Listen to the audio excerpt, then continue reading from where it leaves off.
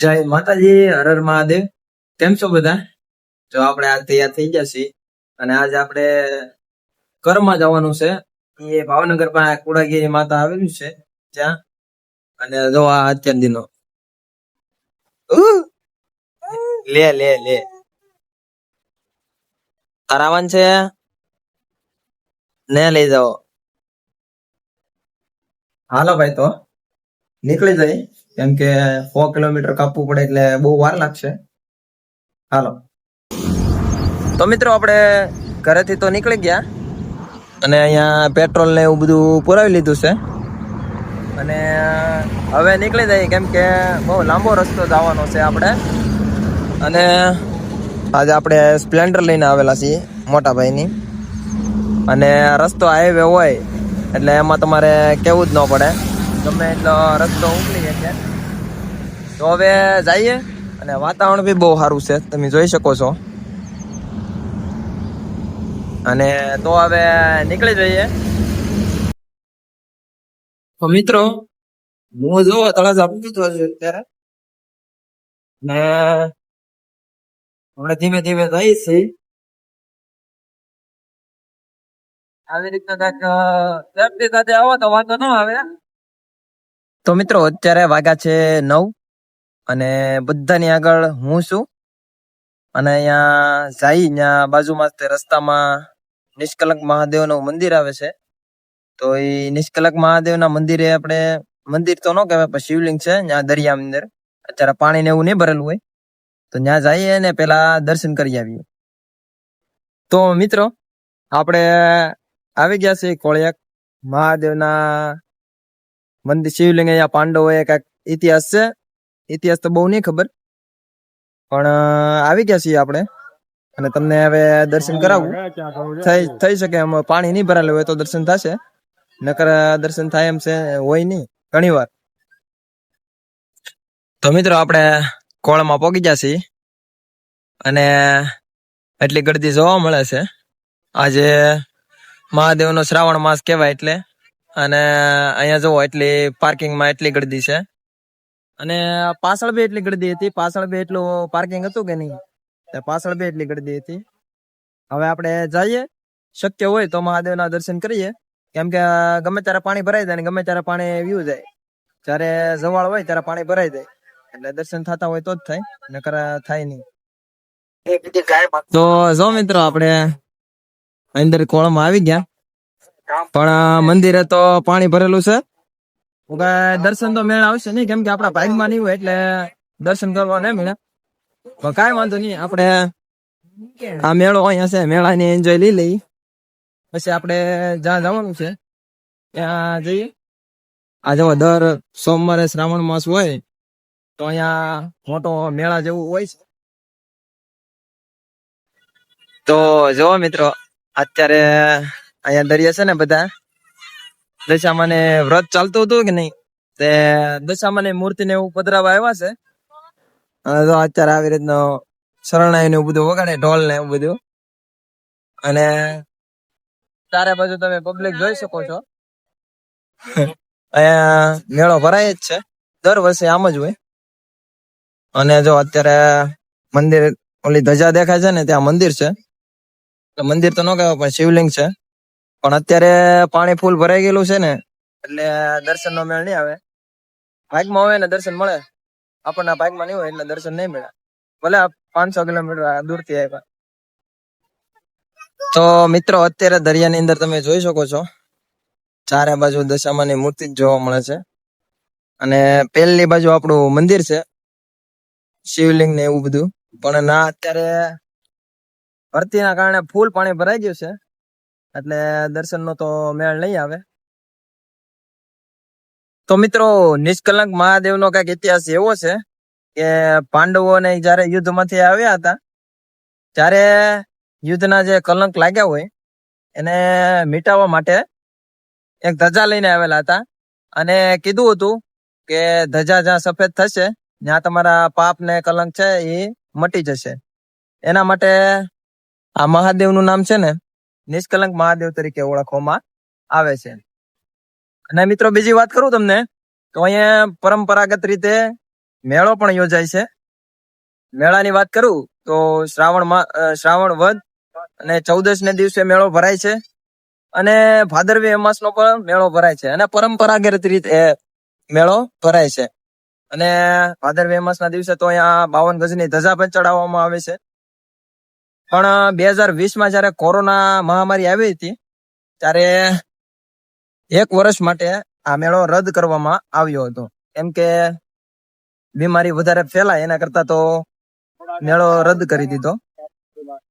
રસ્તામાં જતો હતો હા ભાઈ મને મળી ગયા તે એ કે મને લેતા જાવ, તો ભાઈ ને લેતા આવ્યા.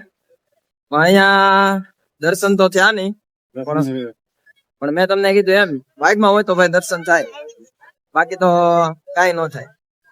તો કઈ નહીં, હવે મારું કામ છે એ પતાવું અને આ ભાઈ ને પાછો ઉતારતો જાઉં. તો મિત્રો હું પહોંચી જશું હવે આ કુડા બીચ છે, અહીંયા બાજુમાં કુડા ગામ છે અને કુડા બીચ છે, આ બાજુમાં જોઈ શકો છો તે. અને પેલો સામે દેખાય, બરાબર ઝૂમ કરો, સામે દેખાય છે એ મોખડાજી ગોહિલ નો આઈલેન્ડ છે. અને આ બાજુ જાઓ, આ બાજુ તો તમને ત્યાં નિષ્કલંક મહાદેવ જોવા મળશે. નિષ્કલંક મહાદેવ તો આપણે જઈને વી આવ્યા, પરંતુ અહીંયા કુડાગીરી માતા આવ્યા છે. આ જો ઓલું ઝાડવા દેખાય ને એની પાછળ મંદિર છે. તો આપણું કામ હવે પતાવી અને પછી અહીંથી નીકળી જશું. તો ભાઈ મિત્રો આપણે આપણું કામ પતાવી ઘરે પહોંચી જાય, થોડોક થાકી જશે. જ્યાંથી ગાડી ભગાવી જ્યાં લગન ઘરે ન પગે ને ત્યાં લગન હોક ને દીધી અને રમતા માટે બોલાવી દીધી. અને ગાડી આખો થોડીક ધ્યાન રાખજો, કેમ કે અમારા એક ભાઈ પડીને આવેલો છે. તો મારી જેમ ફાસ્ટ ગાડી આપશે, ફાસ્ટ ન આપતા હવે મેં તો ફાસ્ટ આખી તો ઉપાડી લીધું. અંદર થી વાઘ ને ખીજાણા છે ભાઈ, ખાતો નહીં એટલે વાઘ ને ખીજાણા. તો મિત્રો આ જો આ છે શેપડા, એટલી ઠેલી ભરીને છે ને દરરોજ મારી વાડિયાથી ઉતરે છે. આપણે લેવા ન જતા, કોક લઈને વી આવે છે. કોક એટલે મારા મમ્મી કે ગમે એ જાવ આપણે ખાવાના. જો ભાઈ અમારા આ છોકરો છે ને એ બહુ શોખીન જીવ છે. જો હાથમાં મોજા બોજા ને બધું પહેરે. હાલે હવે શું કરીએ એનું, ગાડી હાંકવા જાય. તો ભાઈ હવે ગાડી હાંકવા જાય. જો લે હાલે જો સડી જો લાવે સફરજન લાવે મારા છે ખાવા. હે શીલુ કાકા આપો એમ કે, શીલુ કાકા આપી જો એમ કે. હાલે હાલે હા મોજા કેમ પહેર્યા તે, ગાડી હાંકવાની છે. હે જવાબ તો દે. તો કઈ નઈ, નો બોલ તો મારી ભેગું બોલશો કે મારી ભેગું એ શેડાળા.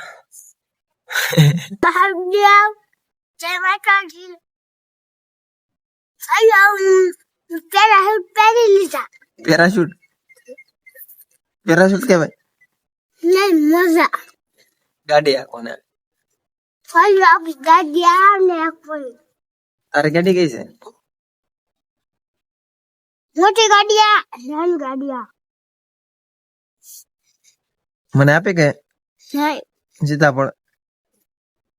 શું છે, સફરજન છે કે સીતાફળ? તો રાતે વાળો કરવાનો ટાઈમ થઈ ગયો અને વાળો આપણે કરી દીધા છે. અને વાળો કર્યા એ પેલા ભાઈ સાહેબ માટે એક ઘર મસ્ત મજાનું બનાવ્યું. જો કોણે બનાવી દીધું? હે તેને બનાવ્યું? દેખાડો તો રીસ. હા ભાઈ